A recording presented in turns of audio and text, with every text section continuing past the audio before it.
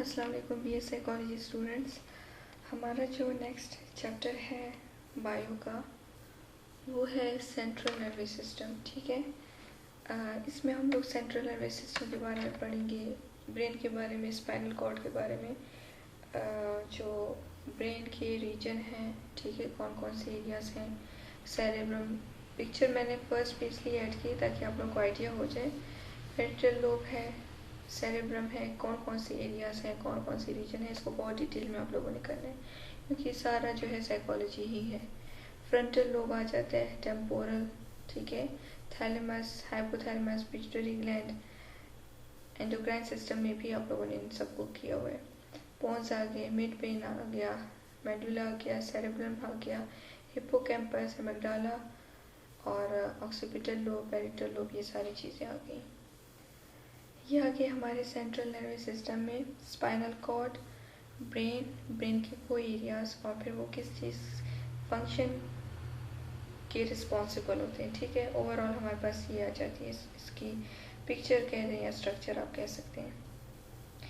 अब आते हैं सेंट्रल नर्वस सिस्टम की तरफ। Central nervous system basically consist of brain और स्पाइनल कॉर्ड, दो चीज़ें इसमें आ जाती हैं जिसको हम लोग सेंट्रल इसीलिए कहते हैं। ठीक है, क्योंकि इसमें ये कंबाइन करते हैं इंफॉर्मेशन को इंटायर बॉडी से और फिर कोऑर्डिनेट करते हैं activity across the whole organism. ठीक है, मतलब मैसेज को कन्वे करता है पूरी बॉडी में और सिग्नल, न्यूरोट्रांसमीटर्स, सारे उनकी एक्टिविटी इन्वॉल्व होती है इसमें। फर्स्ट फैक्ट्स हमारे पास सेंट्रल नर्वस सिस्टम के बारे में क्या आ जाते हैं कि कुछ हमारे पास पॉइंट्स हैं सेंट्रल नर्वस सिस्टम के बारे में।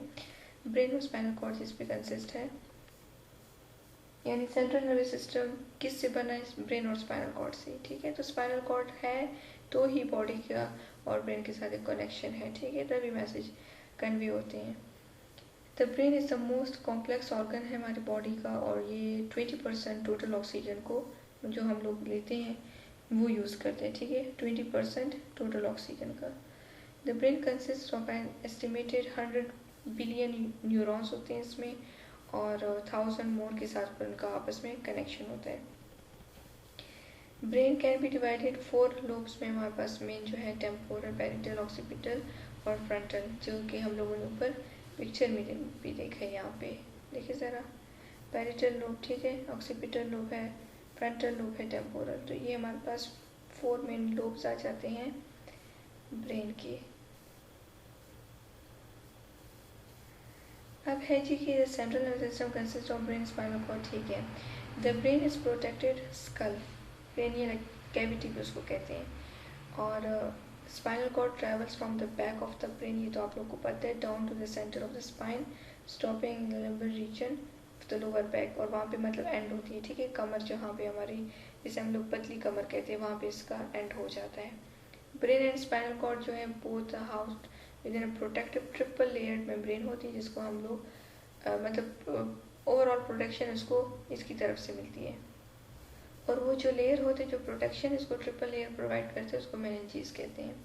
Central nervous system has been thoroughly studied by anatomists and physiologist but it still holds many secrets. ठीक है, बहुत इस पे काम किया गया, इसको स्टडी किया गया, इसको एक्सप्लोर किया गया, लेकिन अब भी बहुत सारी ऐसी चीज़ें हैं, बहुत सारी ऐसी बातें हैं जो सीक्रेट हैं। ठीक है, मतलब इतनी ज़्यादा ब्रेन के बारे में किसी साइंटिस्ट ने या किसी फिजियोलॉजिस्ट ने दरियाफ्त नहीं कर पाया। जैसे कि इट कंट्रोल्स आवर थॉट्स, ठीक है, movements, emotions, desire. It also control our breathing, heart rate, release of some hormone भी है, बॉडी टेम्परेचर को भी रेगुलेट करता है और बहुत सारी एक्टिविटीज़ में इन्वॉल्व होता है। Retina, optic nerve, olfactory nerves हैं, olfactory epithelium sometimes considered to be the part of central nervous system alongside the brain or spinal cord। वो तो हैं, लेकिन उससे हट के retina, optic nerve, olfactory nerve और ये सारी चीज़ें भी किसी हद तक हम लोग इसको भी सेंट्रल नर्वस सिस्टम में इंक्लूड कर सकते हैं। क्यों? क्योंकि ये कनेक्टेड होते हैं directly with brain tissue without intermediate nerve fibres. ठीक है, इनका डायरेक्ट कनेक्शन होता है, इसी बेस पे हम इसको सेंट्रल नर्वस सिस्टम में इंक्लूड कर सकते हैं।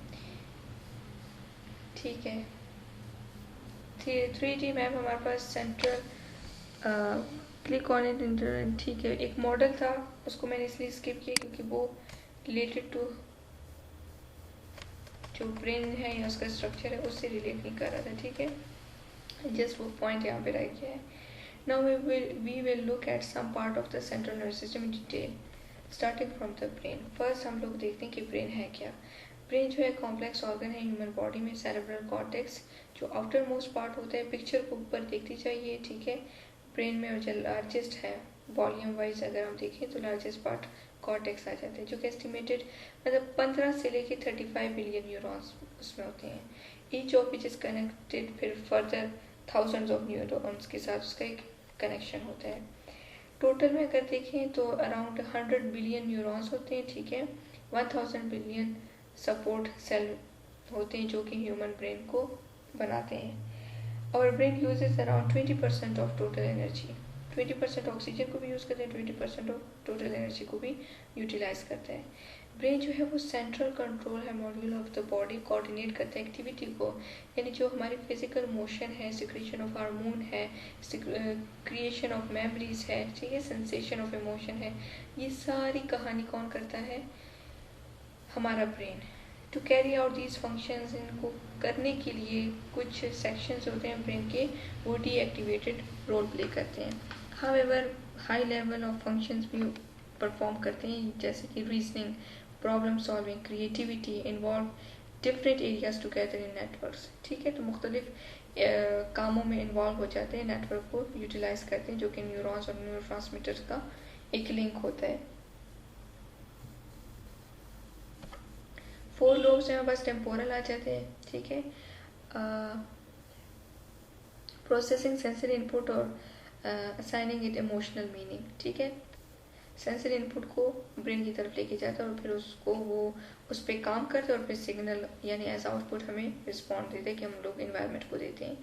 इसमें हमारे पास laying down long term memories भी आ जाती हैं, कुछ लैंग्वेज परसेप्शन भी आ जाता है इसमें, ठीक है, जो बात हमसे कोई कर रहा होता है वो टेम्पोरल लोब के ही जरिए हमें अंडरस्टैंड होती है।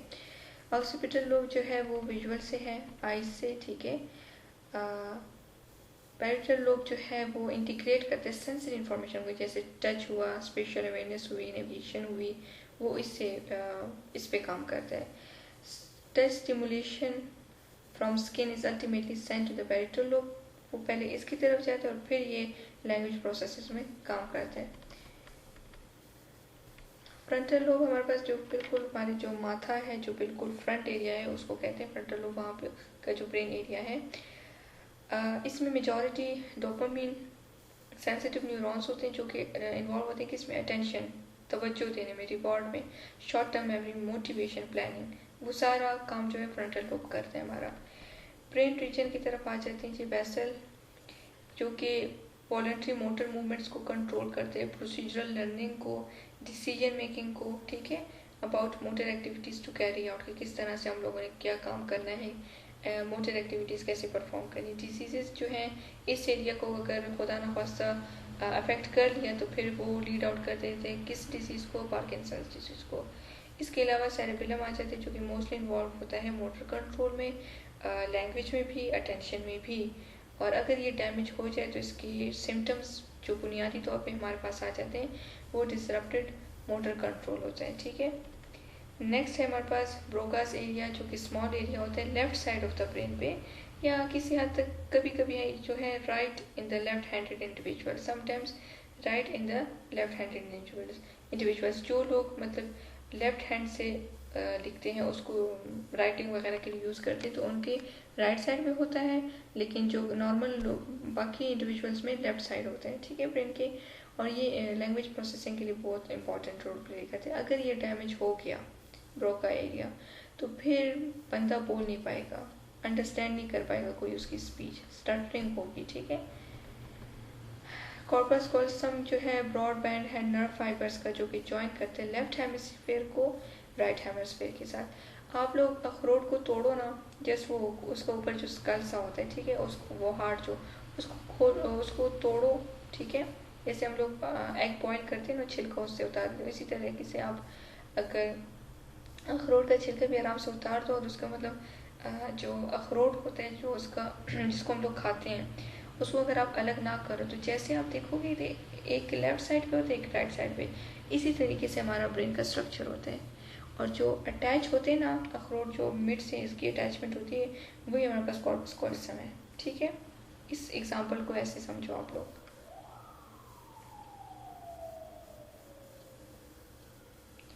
दो हेमिस्फीयर को कनेक्ट करते हैं। लार्जेस्ट जो है वाइट मैटर स्ट्रक्चर होते हैं ब्रेन में, जो कि अलाउ करते हैं टू हेमिस्फीयर को कम्युनिकेट करना।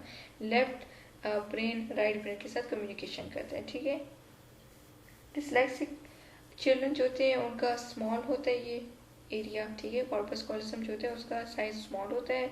और लेफ्ट हैंडेड पीपल जो होते हैं म्यूजिशियन, और उनका जो है यूजुअली लार्ज होता है। आप लोगों ने सिर्फ ये देखना है कि कौन सा एरिया क्या परफॉर्म करता है, कि किस एक्टिविटी में इन्वॉल्व होता है। ठीक है, फंक्शन उसका क्या है, इनको मिक्सअप नहीं करना। मेडुला आ जाता है जो कि एक्सटेंडिंग बिलो द स्कल। ठीक है, पिट्यूटरी ग्लैंड के पास ही होता है, उसी एरिया के साथ होता है।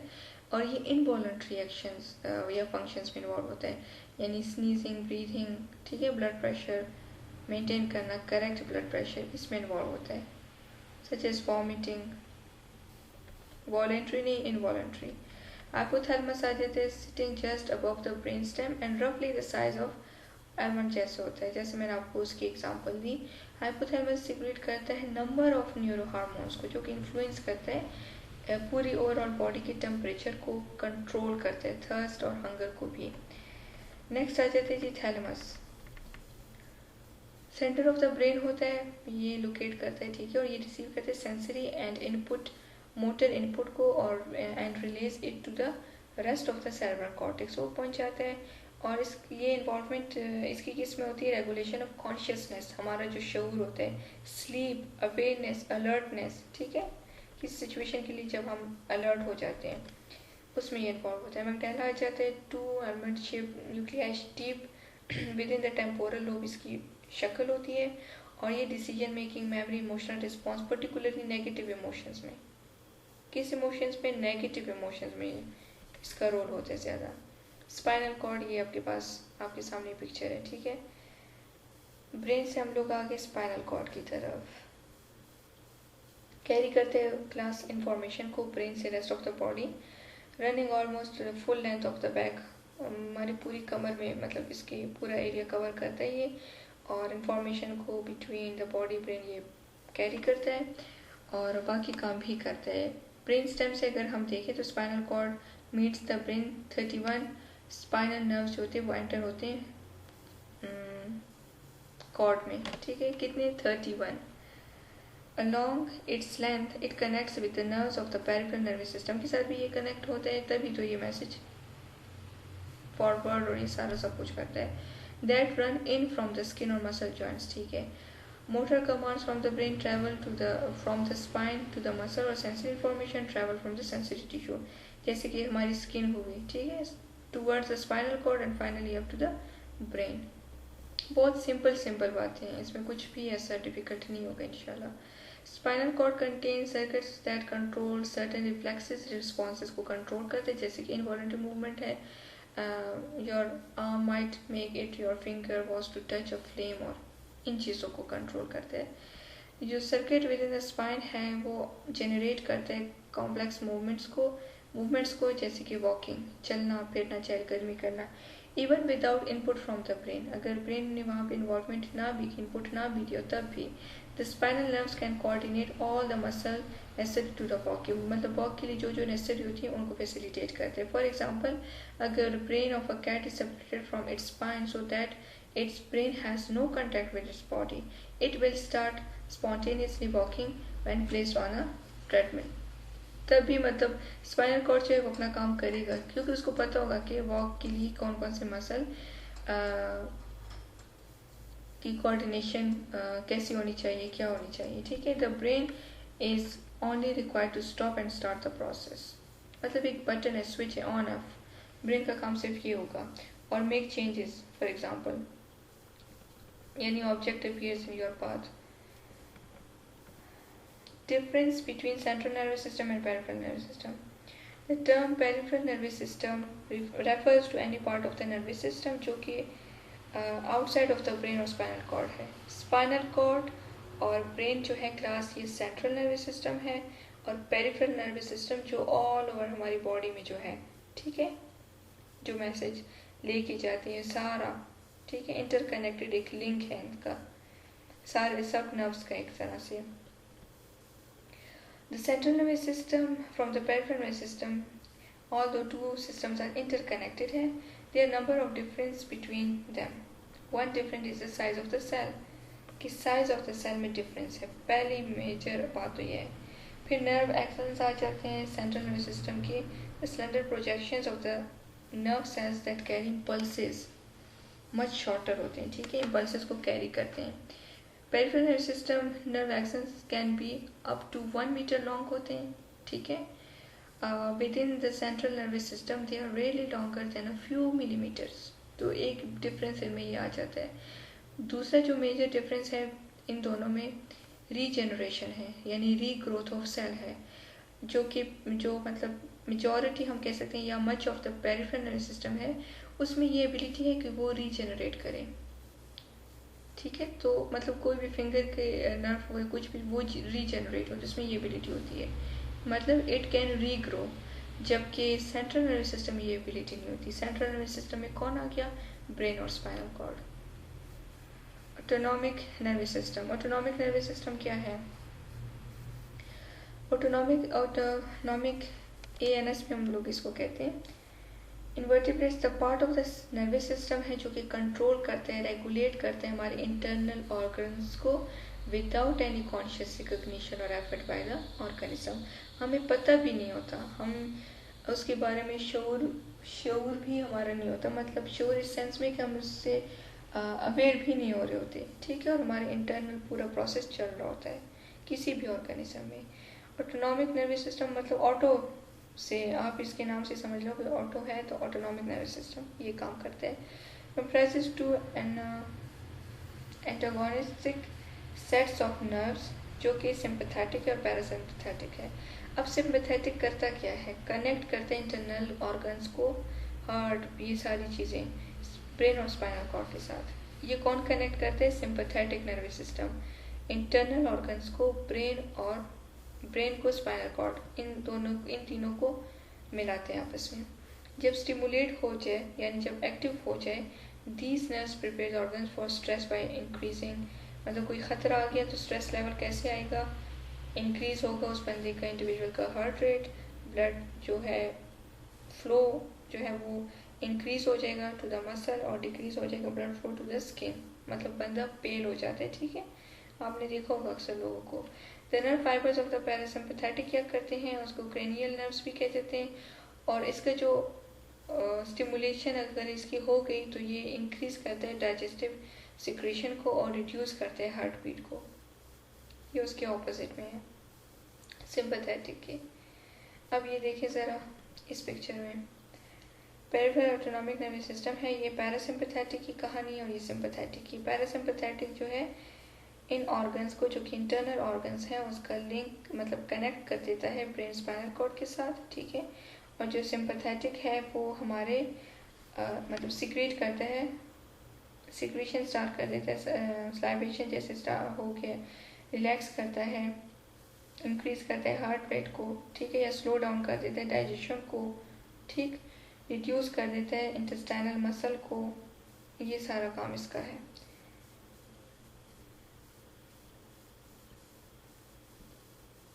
और ये मेंटेन करते हैं होमोस्टेसिस को, पैरासिम्पैथेटिक। नेक्स्ट हमारे पास है जी द ब्रेन पार्ट्स जो कि अफेक्ट करते हैं हमारी साइकोलॉजी क्या, इमोशंस और बिहेवियर, उसको जो इन्फ्लुएंस करते हैं। फ्रंटल लोब प्रॉब्लम सॉल्विंग है, वर्ड प्रोडक्शन है, इमोशन है, ये फ्रंटल लोब का आ गया। पैरिटल लोब है, टेम्पोरल लोब है, मेमोरी में आ गया, और ऑक्सीपिटल लोब जो है वो इन्वॉल्व होता है उसमें विजन में। The brain is the most important and complex organ in our bodies. You don't have to be a brain specialist though to appreciate some of the basics about the brain's role in emotions. ठीक है, ये तो एक general सी बात थी। The brain is compartmentalized for our understanding. But in reality all the parts work in complex, मतलब एक compartment की शक्ल में है हमारा ब्रेन, लेकिन अंडरस्टैंडिंग के लिए हकीकत में अगर देखा जाए तो सारे जो इसके पार्ट्स हैं वो काम करते हैं बड़े ही कॉम्प्लिकेटेड और बड़े ही क्रूशल, आप कह सकते हो कॉम्प्लेक्स वे में, ठीक है। The largest section of the brain and closest to the surface is the cerebrum और कॉर्टेक्स जो आ गया। This is often broken down into lobes और section to of the brain. हम लोगों ने जैसे frontal lobe, parietal lobe, temporal, occipital को पढ़ा। फ्रंटल लोब जो है वो फ्रंट एरिया हेड पे आ जाता है और रिस्पॉन्सिबल होता है planning, organisation, logical thinking, reasoning and managing emotions. And this is the part you will hear about most regarding the expression and regulation of emotions and behavior. हम लोग ये जानना चाह रहे हैं ना कि कौन से ब्रेन एरियाज इन्वॉल्व होते हैं इमोशंस को रेगुलेट करने में, तो फ्रंटल लोब का बहुत ज़्यादा मेन रोल है यहाँ पे, ठीक है। मैनेज करते हैं इमोशंस को, रेगुलेट करते हैं बिहेवियर्स को। It is also known as higher brain, यानी रैशनल ब्रेन भी इसको कहते हैं, अपस्टेयर ब्रेन भी इसको कहा जाता है। ये आ गया समरा एंड सबा, ये हमारे पास हाइपोथैलेमस है, ये मैग्डाला है, ये हिप्पोकैम्पस, इसको आगे करेंगे। फ्रंटल लोब इस एरिया में होता है, ये है एरिया में होता नहीं बल्कि ये है फ्रंटल लोब, ठीक है। इमोशन के रेगुलेशन और बिहेवियर के रेगुलेशन और मैनेजमेंट में को रेगुलेट करना, मैनेज करना, उसमें इसका इम्पोर्टेंट रोल होता है। अब अगर हम बाकी सेंटर ऑफ द ब्रेन की तरफ आ जाएं तो हमारे पास बिग रोल इन इमोशन आ जाते हैं मैग्डाला, जो कि ग्रुप ऑफ सेल इंटरप्रेट करते हैं emotional meaning of everything that happens to you. अगर तो इंटरप्रेट कर लिया इसने थ्रेटनिंग के बारे में कुछ, तो ये सेंड कर देगा मैसेजेस को बाकी स्ट्रक्चर ऑफ हाइपोथैलेमस को, और वो कंट्रोल करेगा रिलीज ऑफ हार्मोन को into the body to get you fight और फ्लाइट। या तो वाकई से भाग जाओगे, मतलब शेर आया, या तो इंसान वहाँ से भाग जाते हैं या उसके साथ मुकाबला करते हैं, शेर आ गया, कुत्ता आ गया, कुछ भी, फाइट और फ्लाइट वाला रिस्पॉन्स होता है, ठीक है। और यही जो फ्लाइट और फाइट वाला रिस्पॉन्स है, ये is what happens when our body stands up, tension में चले जाते हैं हम, नॉर्मल से ज़्यादा, ठीक है, अलर्ट हो जाते हैं, रेडी फॉर एक्शन, या तो स्केप कर देते हैं या डिफेंड कर देते हैं,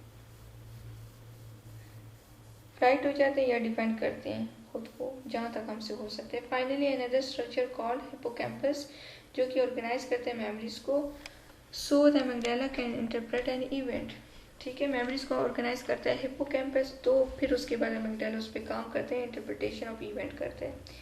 ये जो तीन स्ट्रक्चर हमारे पास आ जाते हैं, ये हमारे पास इमोशनल ब्रेन है, इसको हम कहते हैं, या डाउनस्टेयर ब्रेन कहते हैं। एक्टिव स्ट्रॉन्ग इमोशन और urges, this part of the brain can over react sometimes, कभी कभी ये ओवर रिएक्ट भी कर देता है, जैसे कि think of a child in a tantrum और even our own reaction when the kids start fighting with each other, तो ये ओवर एक्टिव हो जाते हैं। कभी हम कह सकते हैं समटाइम्स ये ब्रेन एरिया जो होते हैं ओवर एक्टिव हो जाता है, ठीक है, जैसे दो बच्चों की लड़ाई स्टार्ट होगी। So needs a helping hand from a rational brain, यानी फ्रंटल लोब फिर उसको सेट करते कि settle down, calm down, cool down, फिर तब उसको समझाता है। Now we are familiar with some of the major parts of the brain involved in behaviors, emotions. We can look at how they interact with each other and influence behaviors through development. अब हमें समझ आ गई समरा and सबा कहानी की कि कौन से major areas हैं ब्रेन के जो इन्वॉल्व होते हैं बिहेवियर और इमोशंस को रेगुलेट करने में, और किस तरीके से उनका एक दूसरे से के साथ इंटरेक्शन होता है, जो कि मतलब इन्फ्लुएंस करते हैं बिहेवियर को throughout the development process. How can we help our kids understand what is happening, हम कैसे बच्चों को बता सकते हैं, कैसे उनको हेल्प कर सकते हैं कि बेटर मैनेज करें अपने बिहेवियर इमोशंस को। जब एक बच्चा पैदा होता है उसका ब्रेन का साइज 25% होता है of what it will be as an adult, तो फिर एडल्ट का कैसा होगा, द मेन कितना होगा, the main structure are all there, structure वही है, ठीक है, but the connection between them यानी ब्रेन वायरिंग जो है, सिग्नलिंग जो है वो मैटर करती है। अपस्टेज यानी रैशनल ब्रेन जो है सेरेब्रम में, द फर्स्ट 5 ईयर जो हमारे पास ज़िंदगी की आ जाते हैं वो 90% ऑफ ब्रेन ग्रोथ जो होती है वो अकर हो जाती है with the formation of connection या इनडायरेक्टली लिंक बना देते चाइल्ड की लाइफ एक्सपीरियंसेस, इमोशन, इंटरेक्शन दूसरे लोगों के साथ, ये सारा सब कुछ हो जाता है. What that means is every time we experience something, our brains form a connection. जब भी हम कोई नई एक्सपीरियंस करते हैं, लाइफ एक्सपीरियंसेस हमारे होते हैं, तो हमारा ब्रेन कनेक्शन बनाता है, ठीक है, between the cell structure, about memories, about emotional reactions, about skill learning. Then every time we have the same or similar experience, those connections become stronger. और ये हमारी लर्निंग होती है, क्योंकि ऑलरेडी हम लोग अकोमोडेशन एक तरह से है कि सिमुलेशन अकोमोडेशन दोनों का आप लोग यहाँ पे टू सम एक्सटेंट अप्लाई कर सकते हो, जो कि पियाजे की थ्योरी में था कि पहले आपने लाइफ एक्सपीरियंस किया, मतलब एक चीज़ को फेस की, एक्सपीरियंस आपका हुआ, ठीक है, पहले इससे नहीं हुआ था, फर्स्ट टाइम आपने एक चीज़ को एक्सपीरियंस किया अपनी ज़िंदगी में, आपके ब्रेन ने उसको स्टोर कर लिया. स्टोर कैसे किया? एक कनेक्शन बना दिया, ठीक है, मेमोरीज के बारे में. सेल जो ब्रेन की सेल है उन्होंने कनेक्शन आपस में बना दिया कि स्ट्रक्चर ऑफ मेमोरी क्या है, इमोशनल रिएक्शन वहाँ उस टाइम पे क्या है, लर्निंग स्किल क्या है और कैसे हुए. फिर कुछ अरसे बाद आपने वही एक्सपीरियंस दोबारा से आपको हुआ फ्यूचर में, तो आप क्या करोगे? हम लोग कहते हैं ना कि हाँ हमारे साथ पास्ट में भी ऐसा हुआ था, या हाँ ऐसा मौका ज़िंदगी में आया था, तो हम उसको कैसे क्यों कहते हैं? होता तो हमारे वो मतलब अनकॉन्शियस में होती है एक चीज़, अगर बहुत ज़्यादा पुरानी हो जाती है तो वो होती है, लेकिन हमारा ब्रेन उसको मतलब समझ जाते कि मैंने पहले भी ऐसा किस्सा जो था फेस किया था, उसको ऐसे हैंडल किया था, इमोशनल रिएक्शन ऐसे ऐसे आए थे, तो अभी वैसे ही करना है. तब हम कहते हैं फेमिलियर एक्सपीरियंस है हमारा, ये सिचुएशन फेमिलियर है, तो हम लोग आउटपुट या हम लोग इसको ऐसे डील करेंगे. ये चीज़ हमारी एक्सपीरियंस बन जाती है, ये हमारी लर्निंग होती है. और इसी तरीके से जो ब्रेन के कनेक्शंस होते हैं, जो सेल के एक दूसरे के साथ कनेक्शन होते हैं, जो यहाँ पे बताया गया, ठीक है, वो जो है वो ज़्यादा स्ट्रॉन्ग हो जाते हैं बनिस्बत पहले कि वो ज़्यादा एक्टिवेट हो जाते हैं. अगर थर्ड टाइम भी वो वही लाइफ सिचुएशन को हम लोग एक्सपीरियंस करें तो वो और स्ट्रॉन्ग हो जाते हैं. और इसी तरीके से हम लोग कहते हैं ना कि चाइल्डहुड की एक्सपीरियंसेस या मेमोरीज हमें नहीं भूलती, क्योंकि वो मतलब कुछ चीज़ें ऐसी होती हैं मेमोरीज की वो कभी नहीं भूलती, वो हमारे अनकॉन्शियस में पड़ी रहती हैं, ठीक है, वो कॉन्शियस में आ जाती हैं फिर, और उसको हम लोग अंडरस्टैंड करते हैं. ये आपका बहुत इंपॉर्टेंट चैप्टर है स्टूडेंट्स, बहुत इंपॉर्टेंट, और रिलेटेड टू साइकोलॉजी, मतलब है ही साइकोलॉजी पे बेस करिए. सेंट्रल नर्वस सिस्टम क्या है, कोई भी इसमें मुश्किल नहीं है. उसके बारे में कुछ फैक्ट्स मैंने सेलेक्ट किए थे, आपसे शेयर कर दिए. ब्रेन क्या है, उसके कौन से लोब्स हैं, ठीक है, रीजन कौन से हैं, किस एरिया को किसने कनेक्ट किया है एक दूसरे के साथ, स्पाइनल कॉर्ड क्या है, डिफरेंस क्या आ जाते हैं सेंट्रल नर्वस सिस्टम में, पेरिफेरल नर्वस सिस्टम में, ऑटोनॉमिक नर्वस सिस्टम क्या है, उसकी पिक्चर है. फिर वो ब्रेन पार्ट्स जो कि इमोशन को रेगुलेट करते हैं, बिहेवियर को रेगुलेट करते हैं, वो कौन कौन से एरिया हैं, ठीक है. फिर हमारे पास हाइपोथैलेमस, अमिगडाला और हिप्पोकैम्पस आ जाते हैं. और उसके अलावा वो इमोशंस को रेगुलेट करने के लिए जो ब्रेन एरियाज होते हैं वो किस तरह से एक दूसरे के साथ कनेक्शन बनाते हैं, और किस तरीके से न्यू एक्सपीरियंस को हम लोग कह सकते हैं कि ये हमारे पास्ट में भी ऐसा वाक़या हुआ था, और फिर उसको हम लोग हैंडल करते हैं. और फिर उस टाइम पे भी हमारे इमोशनल रिएक्शंस जो है, तो वो यही ब्रेन कनेक्शन जो सेल्स का होता है एक दूसरे के साथ, इसी के बेस पे वो सारी रेगुलेशन होती है. तो क्लास ये हमारा बायोलॉजी का लास्ट ही चैप्टर था, ठीक है. सेंट्रल नर्वस सिस्टम का जो कि मोस्ट इम्पॉर्टेंट है, बहुत ईजी और टू द पॉइंट है और स्पेसिफिक है. तो इसको सुने, अंडरस्टैंड करने की कोशिश, मतलब कोई ऐसी मुश्किल चीज़ नहीं है, टू द पॉइंट मैंने सारा मटेरियल ऐड किया है. और आई होप आप लोग को समझ आएगी, और उसी हर एक लेक्चर की तरह जहाँ से भी समझना है तो आप लोग मुझसे क्वेश्चन करें, क्योंकि अभी तक आप लोगों ने क्वेश्चन भी नहीं किया, ठीक है ना. अभी तक जब से ऑनलाइन लेक्चर स्टार्ट हुए फाइनल टर्म की कोई क्वेश्चन मुझे नहीं मिला. सो प्लीज़ आप लोग क्वेश्चनिंग करो, आप लोग करोगे तो आप लोग सीखोगे. ओके, थैंक यू, अल्लाह हाफिज़.